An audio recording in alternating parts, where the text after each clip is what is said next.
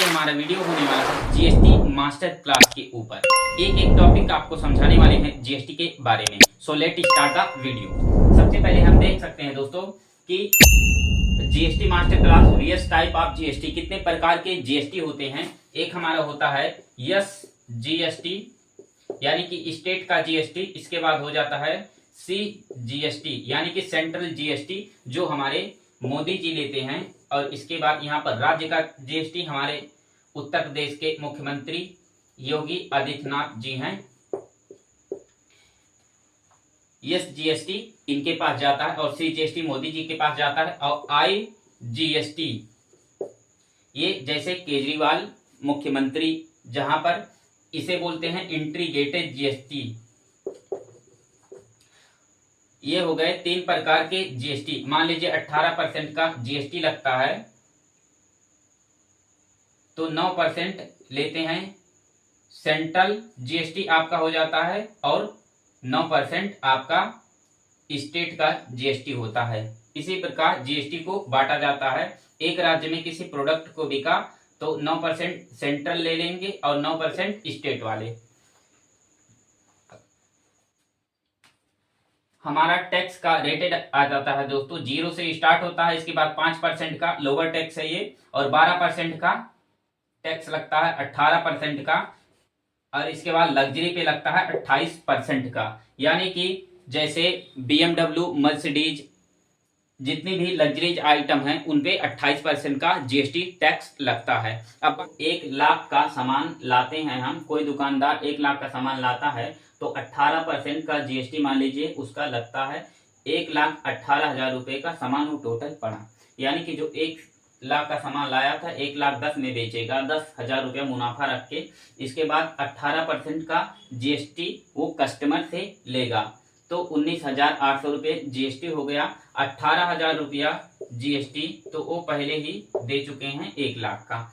अब गवर्नमेंट को दोबारा जीएसटी देना पड़ेगा 10,000, जो यहाँ पर आप मुनाफा कमा रहे हैं 10,000 का, इस पर भी आपको 18% जीएसटी देना पड़ेगा। यानी कि पहले आप 18% जीएसटी दिए हैं गवर्नमेंट को, जितना का खरीद के लाए हैं 1 लाख का, और दोबारा आप जीएसटी देंगे मुनाफे धन का, यानी कि 10,000 का जो आप मुनाफा रख के बेचे हैं उसका जीएसटी देंगे 1,800 रुपये। 10,000 का 1,800 रुपये जीएसटी हुआ 18% के हिसाब से। सो आई होप कि ये टॉपिक आपको समझ में आ गया होगा। दोस्तों अब बात कर लेते हैं कि जीएसटी नंबर हमें कब लेना चाहिए। 20 लाख से ज्यादा आप सर्विस के केस में करते हैं तो आपको जीएसटी नंबर लेना पड़ेगा, समझा जाता है। और बिजनेस के केस में 40 लाख से एक साल में 40 लाख से ज्यादा टर्नओवर आपका होता है तो आपको जीएसटी नंबर लेना कंपलसरी हो जाता है। इसके बाद आ जाता है कि कंपोजिशन स्कीम। ये बहुत अच्छा स्कीम है दोस्तों। मान लीजिए आप 18% कस्टमर से चार्ज करेंगे और कस्टमर को 18% नहीं देना होगा, कस्टमर 18% टैक्स नहीं देना चाहता, तो आप 100 रुपए का माल कस्टमर को बेचेंगे और 1% अपने जेब से पे कर देंगे, तो आपका कस्टमर भी बना रहेगा और उसको हाई टैक्स भी नहीं देना पड़ेगा। सो इस प्रकार आप 1.5 करोड़ का लिमिट होता है 1 साल का।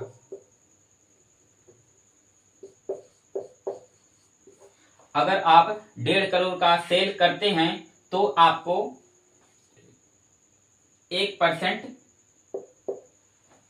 टैक्स पे करके भी, यानी कि 1% जीएसटी पे करके भी आप अपने बिजनेस को स्केल कर सकते हैं। दोस्तों देख सकते हैं 10 लाख का कार आप लेते हैं दुकान पे जाने के लिए, यानी कि घर से दुकान पे जाने के लिए आप एक कार लेते हैं तो उस पे 18% का यानी कि 28% का मान लीजिए जीएसटी लगता है, तो 2,80,000 रुपया आपका जीएसटी लगेगा, जो कि आप जब महीने के लास्ट में जीएसटी भरने जाएंगे तो ये पैसा आप क्लेम करके वापस ले सकते हैं। यानी कि जो भी आप दुकान में यूज करेंगे, मान लीजिए एसी आप लगवाते हैं दुकान में 1 लाख का, तो उस पे 18% का मान लीजिए जीएसटी लग गया, तो महीने के लास्ट में उसे क्लेम करके आप 18% का जीएसटी यानी कि 18,000 रुपया वापस ले सकते हैं। सरकार कहती है कि आप एक टैक्स पेयर हैं, तो हम आपसे टैक्स नहीं लेंगे, जो आप दुकान में यूज कर रहे हैं उसका टैक्स हम आपको वापस कर देते हैं।